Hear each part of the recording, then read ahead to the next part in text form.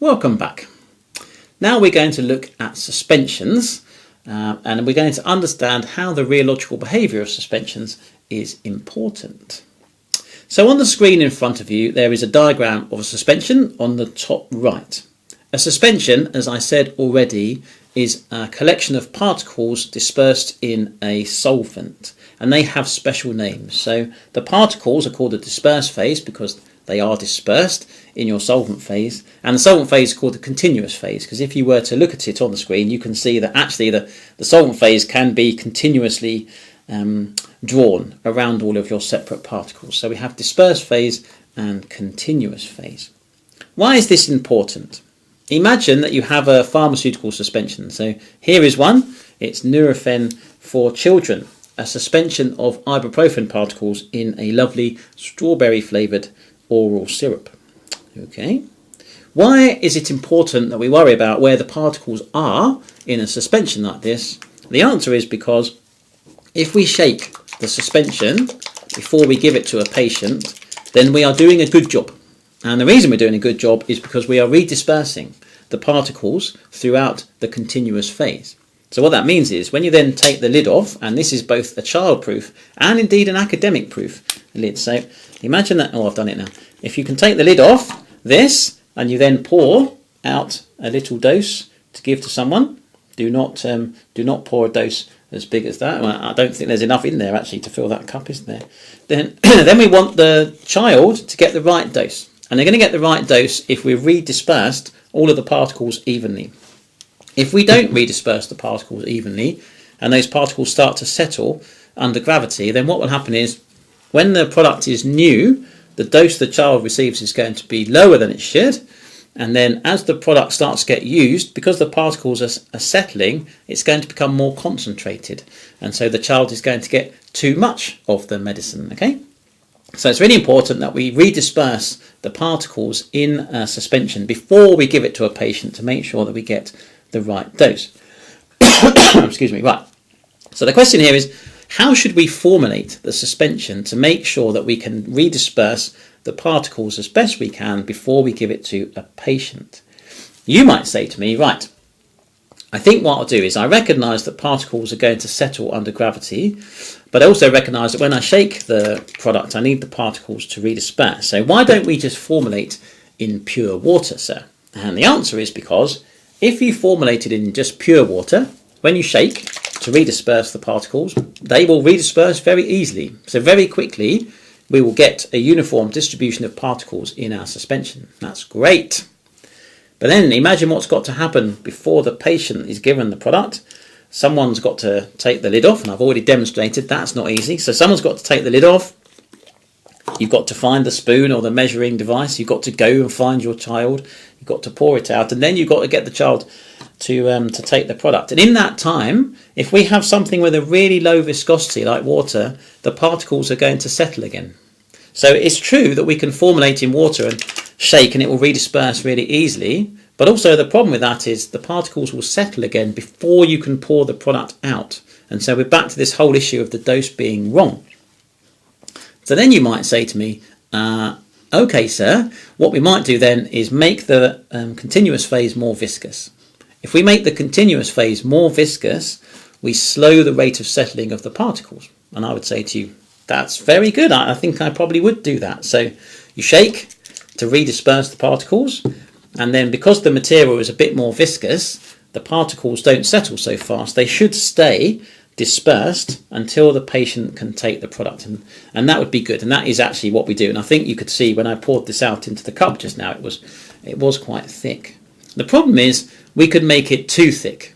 If we make it too thick, we can't actually shake it in the first place to redisperse the particles. And also when the patient tries to take the product, they don't get very much because it's not flowing out of the bottle in the first place. So I hope you can see there's a balance here between we don't want the viscosity so low that the particles settle really quickly, but we don't want the viscosity too high that the patient can't actually use the product. We need a balance between those two things. At the bottom of the screen on the left hand side is an equation, and it is Stokes Law. I am thinking that you at least are familiar with Stokes Law because in the last term you did a practical like this looking at suspensions, and you were actually measuring the rate of settling of particles in suspensions as you changed the viscosity of the continuous phase. Do you remember? You remember that? You might have done it in the lab, or you might have done it online, but the principle is you should be familiar with Stokes Law. And what it says is you can calculate the rate of settling of a particle under gravity if you know a number of things about the suspension, and those things would be the densities of the continuous phase and the dispersed phase, and the size of the particles and the viscosity of the continuous phase. If you know those four things, you can calculate the rate of settling. And clearly what it says is if the density of the particles goes up, then it will settle faster, which makes sense. If the size of the particles goes up, it will settle faster. And so that also makes sense. And then it says as the viscosity of the continuous phase goes up, it will settle slower. So everything that is in Stokes' law makes perfect sense. So we can calculate how our particles are going to settle in a suspension if we understand their size, their density, and we can control the viscosity of the continuous phase. So that's one thing which is really important when we think about formulating suspensions. Another, and it was also part of the practical that you did last term, is we have to think about what happens to the particles when they settle at the bottom of the vessel in which your suspension is being held. Imagine that you make the continuous phase really rather viscous, and you make it viscous because you want the particles to remain separated for a period of time so that a patient can take the product and get the right dose, and that's fine. What will happen is, let's say a child has a headache and the headache goes away, and so this sits in the medicine cupboard in the bathroom for 3 months before it's needed again. 3 months is a long time for the particles to settle, and because it's a viscous continuous phase, the particles are going to settle really slowly. There is a consequence of particles settling really slowly, which is that as they come down and they start to coalesce at the bottom of the vessel, because they're moving really slowly, they can sort of pack together really well. Now, one analogy that I like to think of here is playing Tetris. I'm sure you've played Tetris at some point. When I'm flying on a long haul flight somewhere, it's the only game I can ever play on the computer screen on the back of the chair in front of me, for instance. And so think about what's happening in Tetris. You've got irregular shaped particles that are coming down, a bit like particles settling in a suspension, I think you can see. And when you start the game and the particles are settling really slowly, you can orient them and you can get them to interlock at the bottom of the screen. And you're trying to minimize wasted space, aren't you? When the rates at which the pieces really in Tetris are falling much, much faster, it's much harder for you to orient them before they hit the bottom. And the same is true for real suspensions. As the particles settle faster, they can't orient themselves as fast, and so they pack less well. So the consequence of this is that if you have a high viscosity continuous phase and really well separated dispersed phase, when that settles, it settles to form a really compact cake, it's called, but it's hard to redisperse. I'm sure you've seen that sometimes. You go and pick up a suspension that's been sitting around in a cupboard for absolutely ages, and it's really difficult to shape to redisperse. And we don't want that. Imagine that you're trying to treat a child screaming because they've got a really bad headache. You just want to give this a quick shake and then it'd be good to go. You don't want to have to try and use some sort of pneumatic drill to try and get the cake to redisperse. So there is another way that we can deal with that, and that is by adding polymers to the system. So sometimes we add polymers to increase the viscosity of the continuous phase. That was one of the points of your practical, actually. You had HPMC, I think, polymers that were added to water, and you were measuring the viscosity of that material as you increase the polymer concentration. There is another thing that polymers can do, and that is that if you've got a particle of drug, ibuprofen in this case, and you've got some polymers in solution, the polymers can come down and they can bind onto the surface of the particles. But polymers are really long, large molecular weights, and so they tend to have bits of polymer sticking out into solution. So you end up with a particle covered in polymer, but with polymer tails sticking out into solution. If you then have two particles next to each other with polymers sticking out, the polymer chains can interlock. So you've got two particles that are kind of loosely bound together by these polymer chains on their surface, okay? And that's got a special name in pharmaceutics called flocculation. And the particle is called flox. So what happens is a flocculated suspension is one where the particles have come together into bigger groups, and they're all kind of loosely held together by these interwoven polymer chains. If you think about Stokes' law, what that means is the size of the particles has got bigger, because now you've got lots of particles that are sort of loosely held together into these big aggregates. That would mean that they would settle faster under gravity, because Stokes' law says as the radius of the particle gets bigger, it will settle faster, which can be good and bad. So you might say, well, that's bad, isn't it? Because I don't want them to settle too fast. And I'd say that's true. But then when they do settle, they're not going to form such a hard and difficult to redisperse cake, because when they settle, they're going to remain separate because they're flocculated, and so they're entangled with these polymers, and so they might settle faster, but they're going to settle and form a larger volume cake, which is easier to redisperse. So what does this mean for formulation of suspensions? It means it's actually quite difficult, and we're always looking at balance of forces. So if we think about the viscosity, we don't want it too low because the particles will settle too fast, but we don't want it too high because then the patient can't actually take the product in the first place.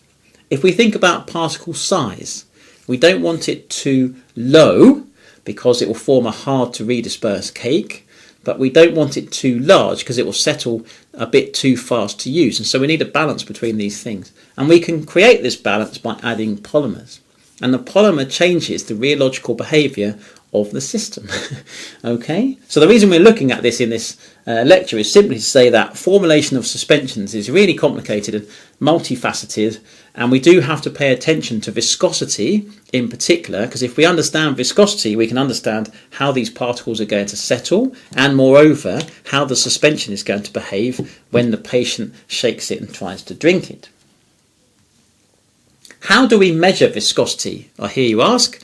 And the answer is, you should be able to tell me because you've already done it. You did it in the practicals before Christmas. Or at least I'm going to show you two ways of measuring viscosity, and you've done one of them. So the one that's on the screen at the moment is called a falling sphere viscometer. And you should know this one because it's the one that was in the practical class. It's very simple. It's just a graduated cylinder with some marks on the outside, marked A and B actually in this case. And then your solution that you want to measure is in that graduated cylinder, and you add a sphere at the top, and under gravity the sphere will drop through your solution, and you're simply going to time how long it takes to go between mark A and mark B. Because you know the distance between mark A and mark B, and you know the time it takes to cover that distance, you have actually measured the rate of settling in whatever units that you like, but I suggest meters per second would be good. And I think you can imagine that as the viscosity of your material increases, the time it takes for the sphere to drop between A and B will also increase, won't it? So in a way, the time is directly proportional to the viscosity of the medium. But because we're using Stokes' law in this instance, we can get a bit more technical and we can calculate viscosity directly. And we do that because we're measuring the rate of settling, which is V, and we tell you in the practical the densities of the continuous and dispersed phase, as well as the size of the particle. So you know everything on the top of Stokes' law. You know what's on the left-hand side. You don't know the viscosity. So you rearrange Stokes' law and you can calculate the viscosity. It's kind of important when you do this experiment that you match the ball to the material you're trying to measure. I think you might imagine that if you had water in there, which is a very low viscosity material, and we gave you a ball bearing as the sphere to drop in it, then as you let go of the ball bearing, it's going to drop straight to the bottom of the vessel, probably break it, okay? Because there's no resistance from the water, and so a ball bearing is just going to drop really fast.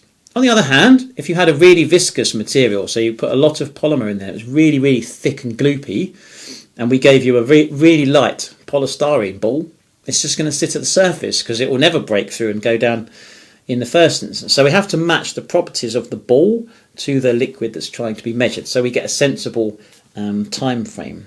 I think you can also see it's really important to measure the time between A and B as accurately as possible, because that is the limit of accuracy that you're going to be able to determine your viscosity with. There is another way of measuring viscosity, and that is with a U-tube viscometer, and that is shown on the screen in front of you. You might not have seen one of these before, but it is how we used to measure viscosity in the practicals, and it's also how I used to measure viscosity when I was a student many years ago. It's another piece of equipment that's made of glass, but as I think you can see from the diagram, it's quite a specialised piece of glass, but it's very simple to use. You take the liquid that you want to measure and you pour it into the viscometer at point D. Okay, so you just fill the liquid down that side arm, and because it's a U, as the liquid goes down one side, it will come up the other side, and the menisci on both sides will reach a constant level.